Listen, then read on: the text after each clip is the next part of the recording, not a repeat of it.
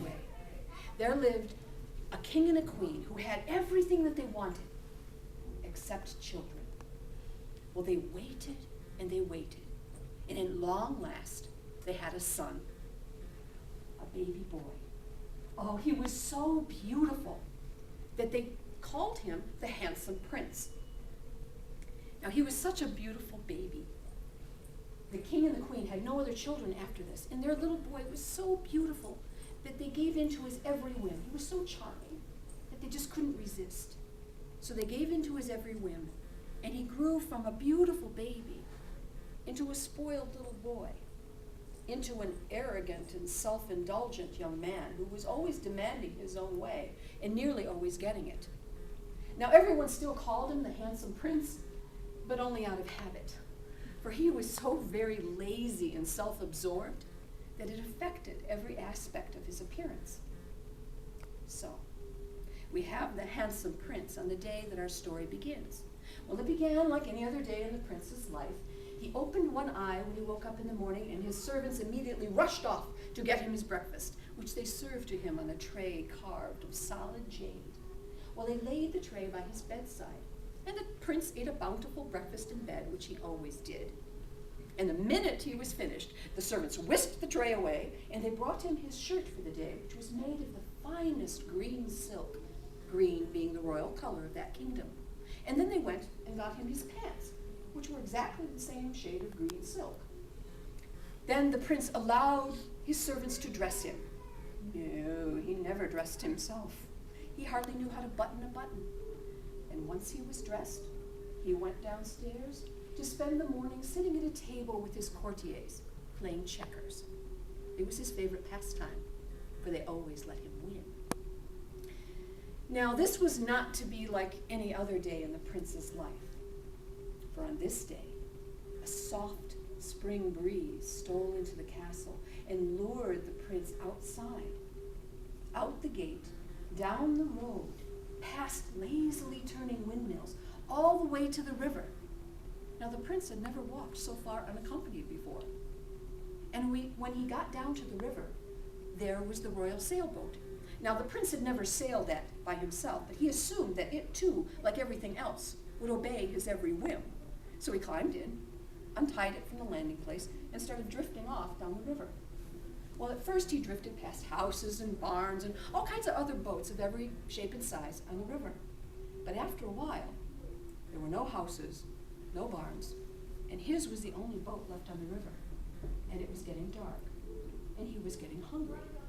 Well, he tried to turn the boat around to go back home, but he didn't know how. And it was all he could manage to get it over to the bank, to the riverbank, and tie it up. Now, when he realized that there was no one around to bring him his supper, he realized he was going to have to find someone who would. So he searched through the ship until he found a lantern, and he managed to get it lit.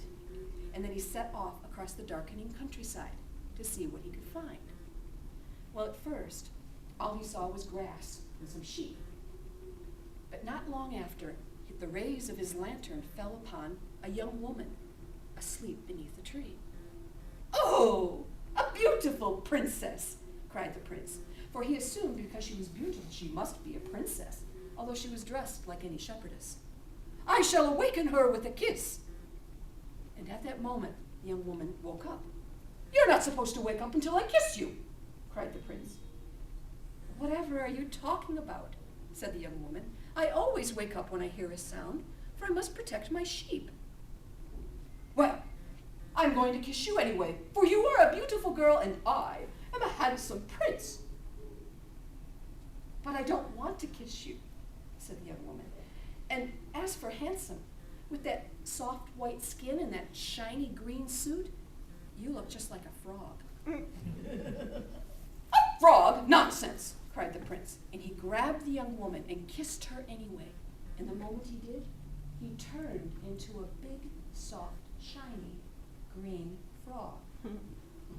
So, if you ever hear a story about a frog who's really a prince under an enchantment, well, now you know how he got that way.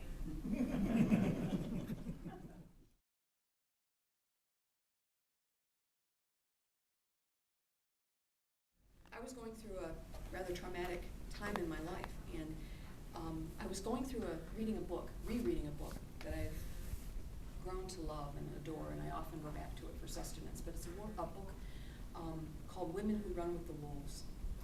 If any of you have heard of this book. It's an amazing collection of stories and essays. I see happy nods, yes. It's a wonderful book, and if you haven't had a chance to come across this, I would highly recommend it. But I was doing what I normally do when I'm feeling down and searching for things. I flip through well-loved books and look for passages to inspire me, to bring me back to a good place. And I'm flipping through this book, and I come upon this little anecdote that I don't remember reading before, or maybe I wasn't ready for it before. But Clarissa, the author, Clarissa Pinkola-Estes, who is also a storyteller in the Cantadora Hispanic tradition, she recounts a dream that she had once. And in this dream, she's telling stories, which she was often doing. And she often dreamed about telling stories. And in her dream, she's telling stories, and all of a sudden she feels this very gentle pat on her foot. And she looks down, and she realizes that she's standing on the shoulders of an old woman. And the woman is smiling up at her with this radiant smile and very tenderly patting her on the foot, reassuringly. And Clarissa is shocked, and she says, in her dream, she says, no, this is wrong. I am far younger than you. I should be down there. You should be standing. I should be supporting you. And the old woman looks up at her, still smiling, and says, oh no, dear. This is the way it's supposed to be. And Clarissa looked down again and saw that the old woman upon whose shoulders she stood was standing on the shoulders of yet another old woman. And that woman was standing on the shoulders of yet another, on down, farther than she could see. And when she woke up from that dream, she realized profoundly the truth of the old woman's words, that the Newman, the sustenance, the source of the power of her stories came from that ancient tower of humanity upon which she stood. And I kid you not, when I finished reading that, I knew in a very deep place that I would never tell stories with my shoes on again.